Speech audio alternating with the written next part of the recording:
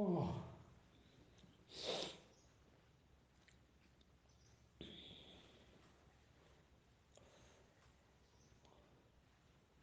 क्या होता है कि हमारे अंदर दो चीज है मनुष्य में। एक सुख, आनंद, और दूसरा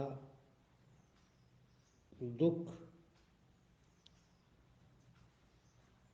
क्ले, क्लेश, परेशानियां।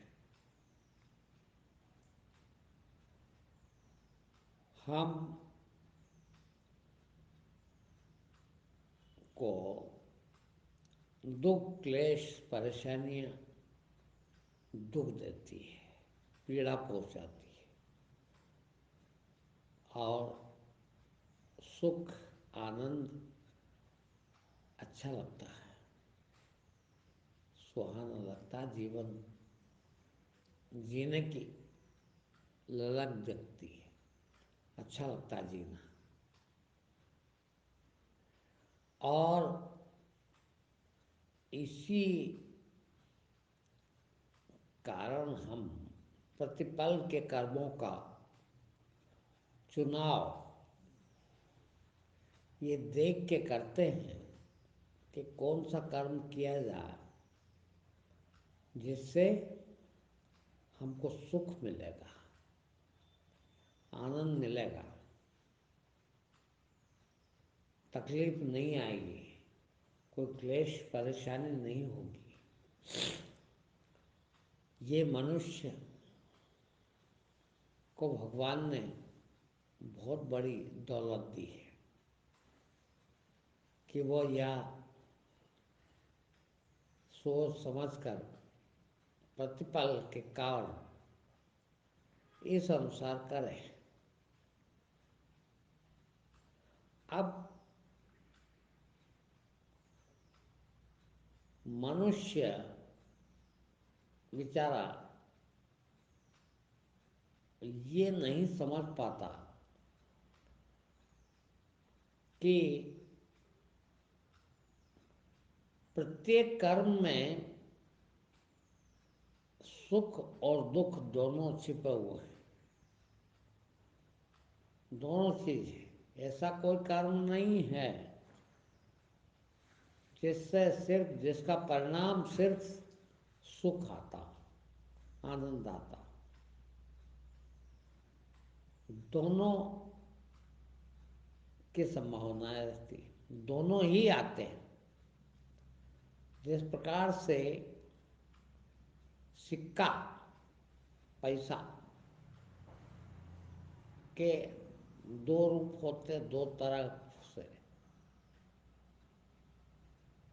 उसी प्रकार से ये लेने जाए एक तरफ का सिक्का नहीं मिल सकता, ये लेने जाता है तो वो भी आ जाता है।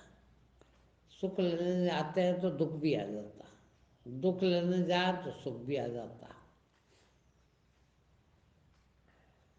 इसलिए कभी सुखी नहीं हो पाता।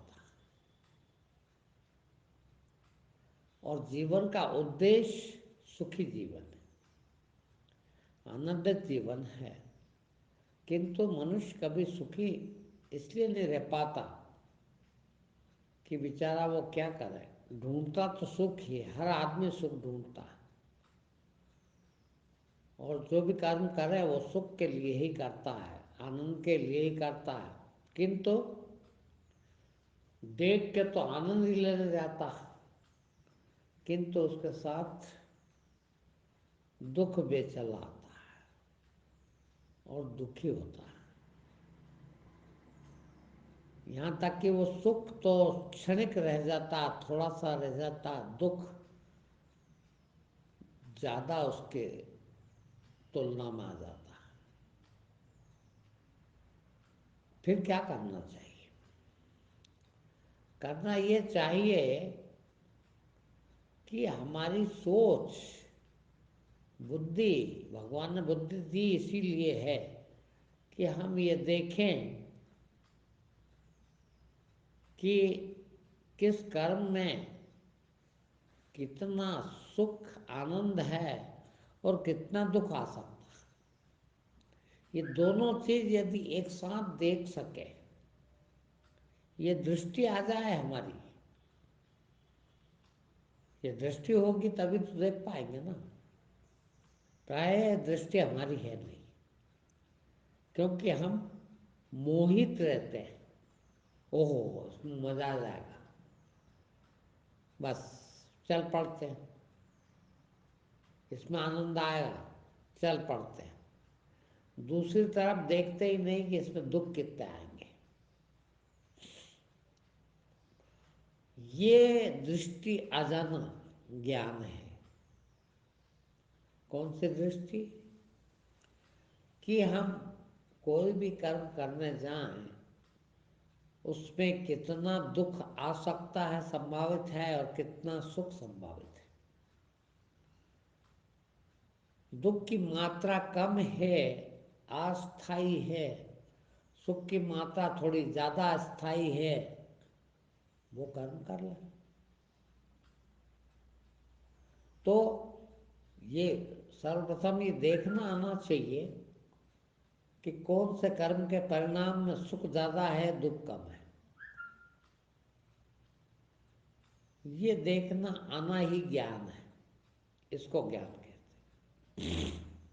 ज्ञानी को ये देखना आ जाता है, वो ऐसे कर्म नहीं करता जिसमें घोर से घोर दुख, संकट, परेशानियां हैं। दुख भी और सुख भी हमारे कर्मों का फल है, और कर्म प्रतिपल करना ही पड़ते हैं। अब इसमें देखना, प्रायः जो कर्म हम सकामता से करते हैं, मेरे फायदे के लिए करता हूं, दूसरों का हित बिल्कुल भूल जाता हूं, उन सब में दुख अधिक है, सुख कम है। इसलिए जिन्होंने भी जाना इसको, ज्ञानियों ने, उनने कहा कि कोई भी कर्म सकाम नहीं होना चाहिए, अहंकार से उठा हुआ कर्म नहीं करना चाहिए। मैं कर्ता बन के न करूं तो उसके साथ आने वाले दुख का कष्ट, पीड़ा अपने आप ही कम हो जाती है। उतनी पीड़ादायक नहीं रहता उसके दुख। तो सर्वप्रथम इतना भर देख लो कि कर्म तो करना ही है, मेरे लिए कुछ न करो। फिर दूसरों के लिए क्यों करो? ये आता है कि दूसरों के लिए क्यों करूं मैं, फायदा उनका हो। एक प्रकृति का नियम है ये, कि तुम अपना फायदा ढूंढने जाते हो तो फिर नुकसान, दुख आए तो वो किसको आएंगे? जब मैं अपना सुख के लिए करता हूँ, सकामता से करता हूँ कि मुझे फायदा मिलेगा, मुझे सुख आएगा, इसलिए करूँ, तो उसके साथ जो दुख आए वो भी मेरे को ही आएंगे। और दुख सब में है, ऐसा कोई काम है ही नहीं जिसमें सिर्फ सुख आता हो, आनंद आता हो। फिर तो फिर क्या करना चाहिए? फिर ये कि मैं दूसरों के लिए कर दूं कोई भी काम। अब दूसरों के लिए यदि किया है तो उसके फल किसको मिलेंगे? दूसरों को मिलेंगे। और दूसरों को मिलेंगे तो उसके दुख भी जो आते हैं वो किसको मिलेंगे? वो भी वही भुगतेगा। हाँ, मेरे क्या करना, मैं उस दुख से बच जाता हूँ। किंतु फिर समझ में यह नहीं आती कि सुख भी तो उसको ही मिलेंगे। नहीं, एक और सुख छिपा हुआ है। जब मैं दूसरों की भलाई के लिए करने जाता हूँ तो सुख दुख सब उसको मिलते हैं, किंतु एक उसका स्थायी सुख है, संतोष का स्थायी सुख है। ये संतोष मिलता है, वो सिर्फ सुख ही है, उसमें दुख नहीं है। तो यदि मैं दूसरों के लिए कोई कर्म करता हूँ तो फल तो जाएंगे उसको निश्चित ही, किंतु एक जिसमें दुख कतई मात्र नहीं है वो मुझे भी मिल जाएगा, वो है संतोष का। चलो मैंने किसी का फायदा तो किया, किसी को भोजन तो करा दिया। और ये ऐसा सुख है, ऐसा आनंद है कि ये स्थायी आनंद है। वो जितना भी कर्म के साथ सुख या आनंद आता है वो क्षणिक होता है, किंतु संतोष जो आता है वह स्थायी होता है। इसलिए प्रत्येक कर्म यदि मैं दूसरों की भलाई के लिए करूं तो एक जो संतोष वाला सुख है वो मुझे मिलता जाएगा और वो मेरा बढ़ता जाएगा, स्थायी मिलेगा वो। इसीलिए तो एक चौपाई में कहा ना, परहित सरस धर्म नहीं भाई, पर पीड़ा सम नहीं अगमाई। दूसरों का कष्ट देखे, दूसरा का दुख देखे और उनका फायदा करे, हमारा अपने आप हो जाएगा। हमको देखने की जरूरत ही नहीं, सोचने की जरूरत ही नहीं कि हमको क्या मिलेगा। बस ये हमको क्या मिलेगा ये देखना ही पाप है। और ये पाप हुआ कि कष्ट आया, ये दुख का कारण है। तो बोला हम परिवार के लिए करते हैं, अपने बच्चों के लिए करते हैं, ये तो दूसरों के लिए हुआ। नहीं, वो दूसरे नहीं है, उनको हम अपना मानते हैं इसलिए उनके लिए कर रहे हैं, यानी अपने ही लिए कर रहे हैं। फिर वही दुख भी हमको ही मिलेगा।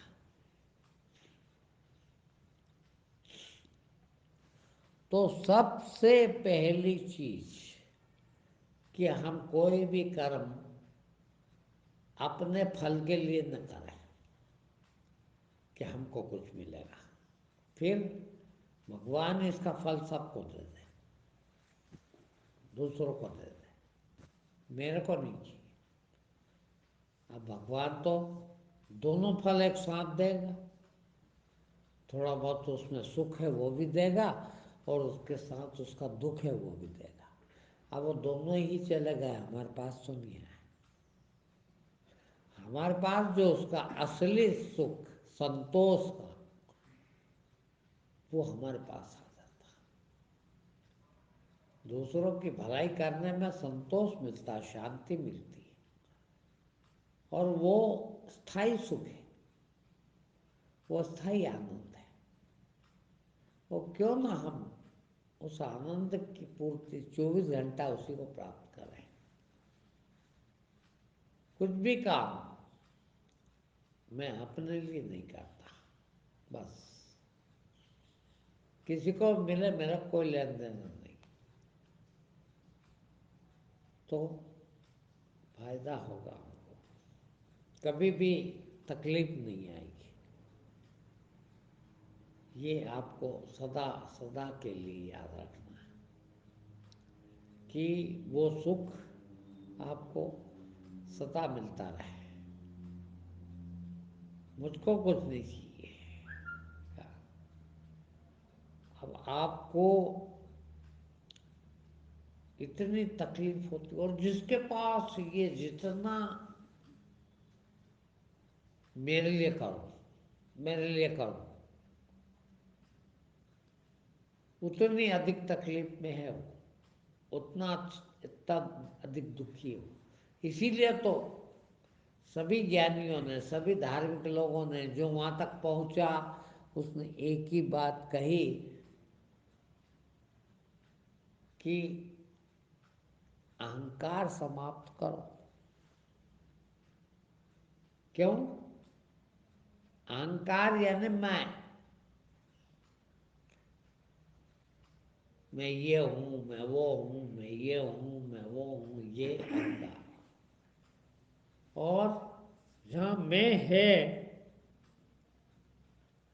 वहाँ मेरा भी है।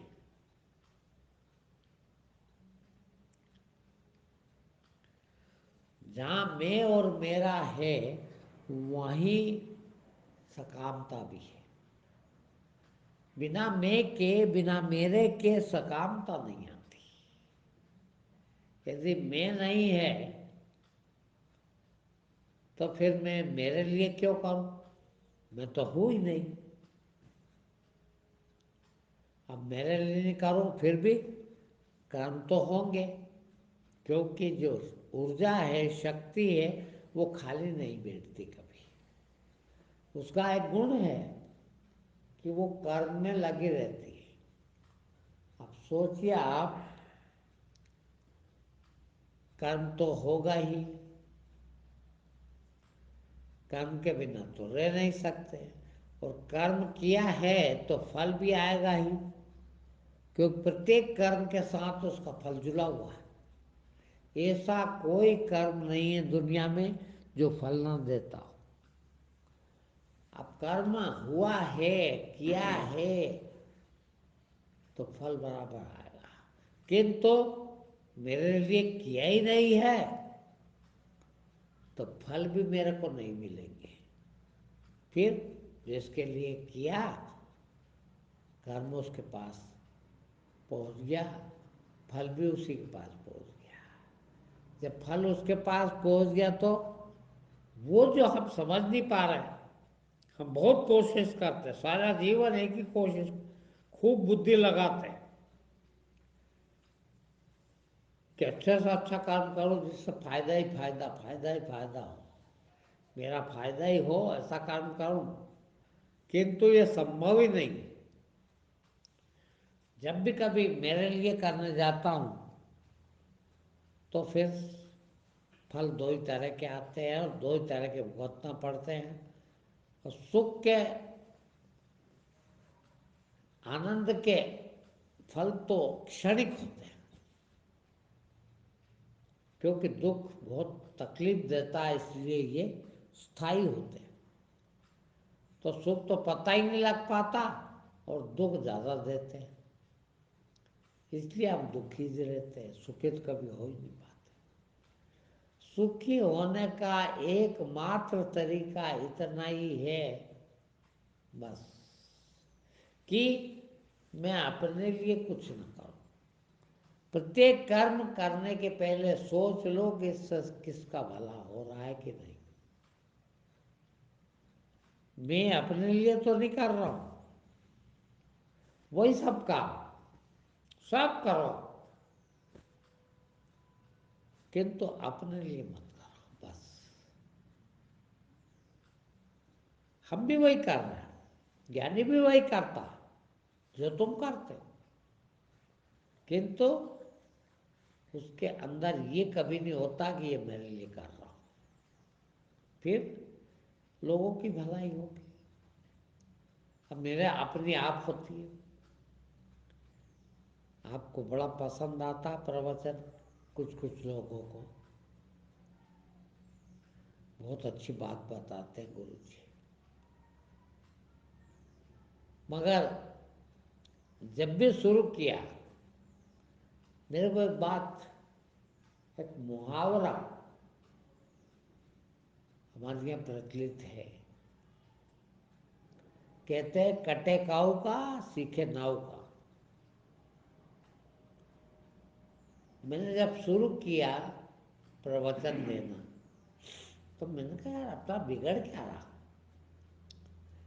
अपने को तो कुछ चाहिए ही नहीं, फिर नहीं चाहिए तो बोलो, बताने लग जाओ, किसी का भला होगा हो जाएगा, नहीं हो तो नहीं हो, अपने बुरा भी क्या होगा, अपने को तो कुछ चाहिए ही नहीं। और एक चीज जरूर है कि एक दिन शुरू दिन बोलेंगे तो उतना अच्छा नहीं बोल पाएंगे, मगर महीना भर बोले तो 30वें दिन वो पहले दिन के बजाय तो अच्छा होगा ही ना। वो साल भर बाद, 2 साल बाद, 10 साल बाद, 25 साल बाद कितना आगे बढ़ जाए। और वही हुआ है। रोज रोज रोज रोज प्रवचन, रोज रोज उसका सुधार हो रहा, सुधार हो रहा तो लोगों को और अच्छा लग रहा, और अच्छा लग रहा तो सुनते हैं, उनको भी फायदा होता। वो अपने को कुछ चाहिए ही नहीं इससे। अब जब उनका इतनों का फायदा होता है, इतना फायदा होता है, तो वो भी आप लोग चाहते हैं कि यार गुरु जी सही सलामत रहना चाहिए, और सुनाएंगे, अच्छी अच्छी बात बताएंगे, अपने को बहुत फायदा होता। तो इनका सलामती रखो, इनको अच्छे रखो, तो आप मेरी खुद ही अपने आप ही मेरी साल संभाल करते हो।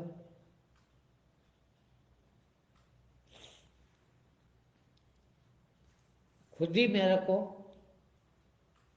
मेरी आवश्यकताओं की पूर्ति अपने आप कर देते हो आप लोग, या यूं कहें कि प्रकृति कर देती है, या यूं कहें कि भगवान कर देता है। मेरे को अपने लिए कभी कुछ नहीं करना पड़ता, और ये प्रकृति का नियम है कि जब हम इतने लोगों का, किसी का भी, अन्य का, हम अपने लिए कुछ न करें, दूसरों के लिए करें, तो हमारा फायदा अपने आप हो जाता। ये प्रकृति का नियम, और हमको ही नहीं, हमको ये प्रकृति से ही सीखना चाहिए। वो कबीर ने एक दोहे में कहा है कि नदी कभी अपना जल नहीं पीती, पेड़ कभी अपना फल नहीं खाता। अब सोचिए आप, जितनी भी प्रकृति है अपने लिए कुछ भी नहीं करती, और सब दूसरों के लिए करती है। अब दूसरे अपने आप ही उनका परवरिश कर रहे हैं। सारा देश गंगा जी की सफाई करने का सोचता है, सोचिए आप, भले न कर पाए मगर बहुत आवश्यक समझता। उसने कब कहा गंगा जी ने कि मेरे को साफ कर दो, है, उसका विकास कर दो, ये वो थोड़ी मांग रही है। फिर वो तो आपको जल दे रही है, पानी दे रही है, आपका फायदा कर रही, बस उसका उद्देश्य है कि दूसरों को दे। अब दूसरे अपने आप सोचना पड़ता कि यार इसको ठीक नहीं रखा तो अपने को क्या मिलेगा। पेड़ आपको फल देते हैं एक से एक बढ़ के, वो खुद नहीं खाते कभी, और उनकी परवरिश हम करते हैं। यदि फल खाना है तो इसको बचा कर रखना पड़ेगा भैया, हाँ, ये प्रकृति का नियम है। तो हम दूसरों की परवरिश करें, पूरे 24 घंटा निरंतर जिंदगी भर दूसरों के लिए परहित सरिस धर्म नहीं भाई। बस हमारा पेट अपने आप भर जाता है, प्रकृति का नियम है। हमारी आवश्यकताओं की पूर्ति पर भगवान कर देगा, करता ही है, क्योंकि ये प्रकृति का नियम है। हवा अपने लिए नहीं चल रही है, उसको क्या जरूरत है? बताइए, हवा ना हो तो कोई पशु पक्षी इंसान वृक्ष वनस्पति इत्यादि जिंदा रह सकते हैं? हवा को अपने लिए क्या जरूरत? हवा को हवा की जरूरत है क्या? बिल्कुल नहीं। हवा को सांस लेना पड़ती है क्या? नहीं। वो अपने लिए कुछ नहीं करती, फिर सब हमारे लिए चल रही है बेचारी, मगर उसको जो चाहिए वो हमको करना पड़ता है। हम आज कितना दुनिया भर के लोग सोच रहे हैं कि वायु प्रदूषित ना हो, गंदे ना हो जाए तो हम मर जाएंगे। अपने आप ही उसकी सफाई करने पे लगे हैं। जल प्रदूषित ना हो, यदि ये प्रदूषित हो जाते हैं तो हम बीमार पड़ते हैं। इसलिए ये नियम है प्रकृति का, तो ये नियम हमने तोड़ दिया, और हमने तोड़ दिया इसलिए हम तकलीफ में आ गए। क्या तोड़ दिया?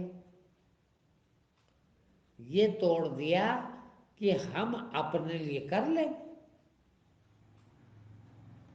मैं कमा के खाऊं, मेरे लिए कमाऊं, मेरे लिए नहाऊं, मेरे लिए काम करूं, सभी कर्म मेरे लिए करूं, और इसीलिए दुखी है। आज भी हम अपना करते हैं तो होता कुछ भी नहीं, थोड़ा बहुत दूसरों के लिए हो जाता है, उसका हम सुख भोग रहे हैं थोड़ा बहुत, और सारा का सारा जीवन ही दूसरों में लगा दें, दूसरों के लिए करें, दूसरों की भलाई हो, सिर्फ यही सोचे तो हम कभी दुखी नहीं हो सकते। दुख का कारण सकामता है। जब तक सकामता है भगवान भी आपको सुखी नहीं कर सकता, और यदि सकामता नहीं है तो दुनिया की कोई ताकत आपको दुखी नहीं कर सकती। ठीक आदत नहीं।